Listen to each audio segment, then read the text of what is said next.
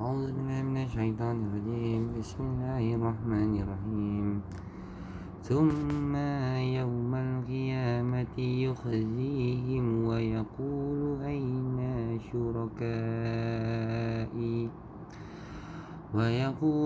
أين شركائي الذين كنتم تشاقون فيهم قال الذين أوتوا العلم إن الخزي اليوم والسوء على الكافرين الذين تتوفاهم الملائكة ظالمي أنفسهم فألقوا السلام ما كنا نعمل من سوء بلى إن الله عليم بما كنتم تعملون فادخلوا أبواب جهنم خالدين فيها فلبئس مثوى المتكبرين وقيل للذين اتقوا ماذا أنزل ربكم قالوا خيرا للذين أحسنوا في هذه الدنيا حسنة ولدار الآخرة خير ولنعم دار المتقين جنات عدن يدخلونها تجري من تحتها الأنهار لهم فيها ما يشاءون كذلك يجزي الله المتقين الذين تتوفاهم الملائكة طيبين يقولون سلام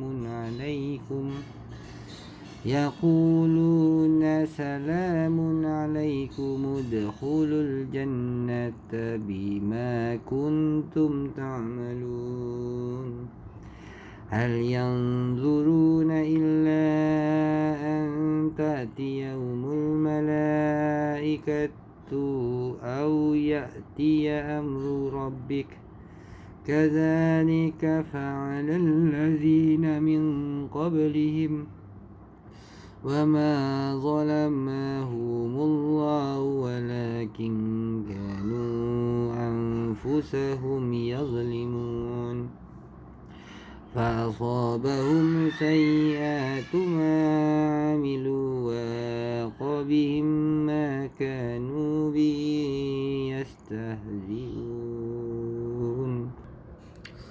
Kemudian Allah menghinakan mereka pada hari kiamat dan berfirman, di manakah sekutu-sekutuku itu yang kamu pertahankan sehingga kamu memusuhi mereka, nabi-nabi dan orang-orang yang beriman, orang-orang yang diberi ilmu berkenaan. Sesungguhnya pada hari ini ditimpakan kehinaan dan azab kepada orang-orang yang kafir, yaitu orang yang ketika dicabut nyawanya oleh malaikat dalam keadaan berbuat zalim kepada diri sendiri, lalu mereka menyerah diri sambil berkata, kami tidak pernah melakukan sesuatu kejahatan pun.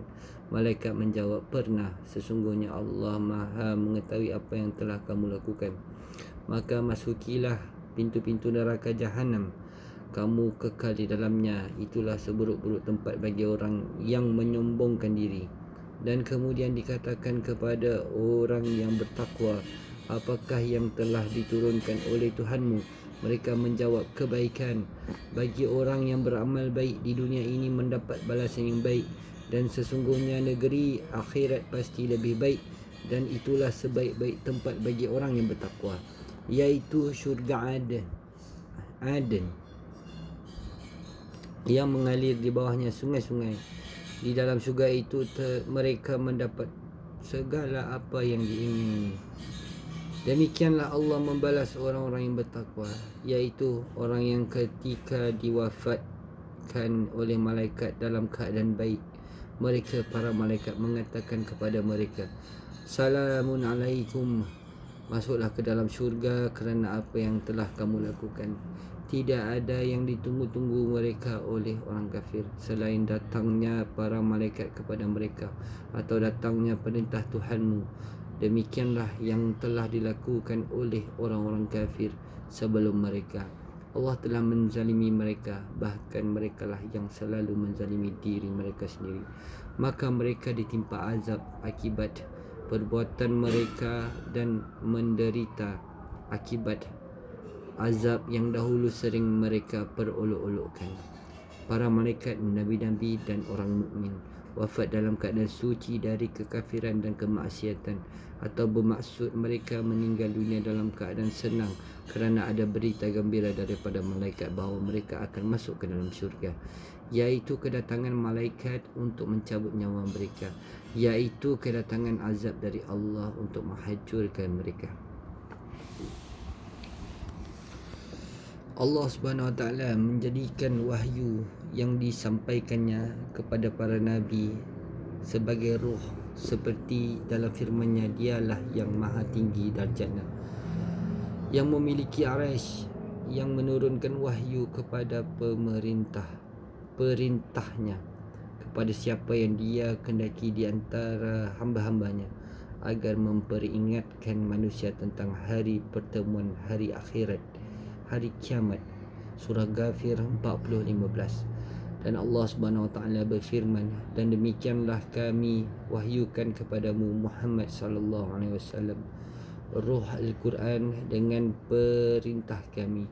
Sebelumnya engkau tidaklah mengetahui apakah kitab Al-Quran dan apakah iman itu, tetapi kami jadikan Al-Quran itu cahaya, dan dengan itu kami memberi petunjuk siapa yang kami kehendaki di antara hamba-hamba kami, dan sungguh engkau benar-benar membimbing manusia kepada jalan yang lurus.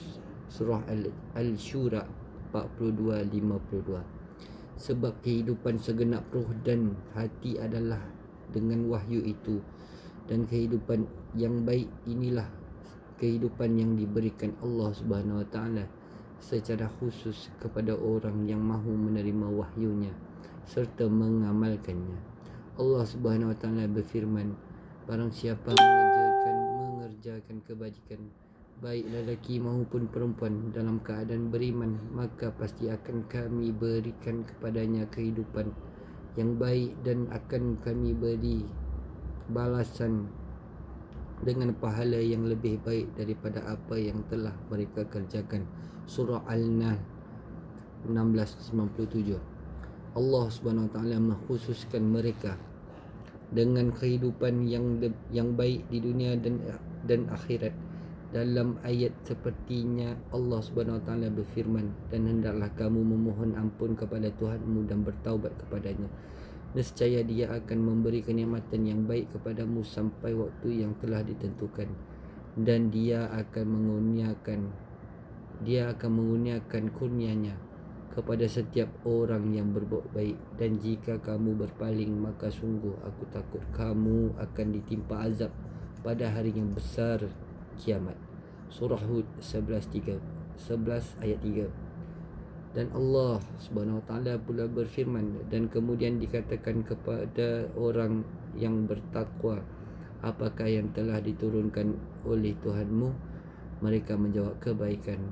Bagi orang yang berbuat baik di dunia ini mendapat balasan yang baik, dan sesungguhnya negeri akhirat pasti paling lebih baik, dan itulah sebaik-baik tempat bagi orang yang bertakwa. Surah An-Nahl 16:30. Allah Subhanahu Wa Taala menerangkan bahawa kebaikan yang dilakukan orang yang berbuat baik itu sungguh akan membahagiakannya, baik di dunia maupun di akhirat. Sebagaimana Allah Subhanahu Wa Taala juga memberitahukan bahawa orang yang berbuat jahat akan sengsara dengan kejahatannya, baik di dunia maupun di akhirat. Allah Subhanahu Wa Taala berfirman, dan barang siapa berpaling daripada peringatanku, maka sungguh dia akan menjalani kehidupan yang sempit, dan kami akan mengumpulkannya pada hari kiamat dalam keadaan buta. Surah Taha 124. Dan Allah SWT menghimpun kedua-duanya dalam firman-Nya, barang siapa dikehendaki Allah SWT akan mendapat hidayah petunjuk, dia akan membukakan dadanya untuk menerima Islam, dan barang siapa dikehendakinya menjadi sesat, dia menjadikan dadanya sempit dan sesak, seakan-akan dia sedang mendaki ke langit. Demikianlah Allah SWT menimpakan seksa kepada orang-orang yang tidak beriman. Surah Al-An'am 6 ayat 125. Orang yang beriman dan memperoleh petunjuk akan mendapatkan kelapangan dan keluasan dada, sementara orang yang sesat akan sempit dan sesak dadanya. Allah SWT berfirman, maka apakah orang-orang yang dibukakan hatinya oleh Allah untuk menerima agama Islam, lalu dia mendapat cahaya daripada Tuhannya sama dengan orang yang hatinya membatu? Maka celakalah mereka yang hatinya telah membatu untuk mengingati Allah. Mereka itu dalam kesesatan yang nyata. Surah Al-Zumar 39 ayat 22. Orang-orang yang beriman berada dalam cahaya dan kelapangan dada, sedangkan orang-orang yang sesat berada dalam kegelapan dan kesepitan dada.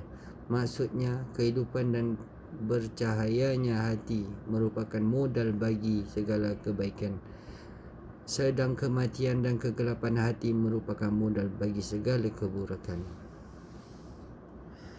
Diriwayatkan daripada Abu Musa radhiyallahu anhu daripada Nabi SAW, baginda bersabda, perumpamaan petunjuk dan ilmu yang Allah mengutusku dengan yang membawanya adalah seperti hujan lebat turut mengenai tanah. Di antara tanah itu ada yang dapat menyerap air sehingga dapat menumbuhkan tumbuh-tumbuhan dan rumput yang banyak, dan di antaranya ada tanah yang keras lalu menadah air bergenang sehingga dapat diminum oleh manusia, memberi minum haiwan ternakan dan untuk menyiram tanaman. Dan yang lain ada permukaan tanah yang berbentuk lembah yang tidak dapat menahan air dan juga tidak dapat menumbuhkan tanaman.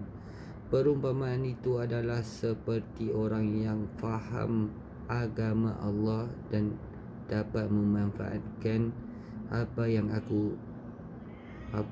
aku diutus dengannya. Dia mempelajarinya dan mengajarkannya, dan juga perumpamaan orang yang tidak dapat mengangkat darjat dan tidak menerima hidayat Allah dengan apa yang aku diutuskan dengannya.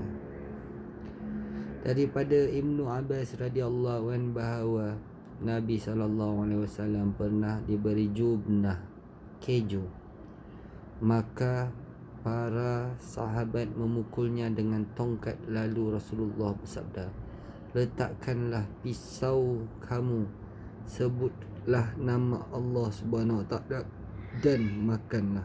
Hadis riwayat Ahmad. Khasiat jubn keju,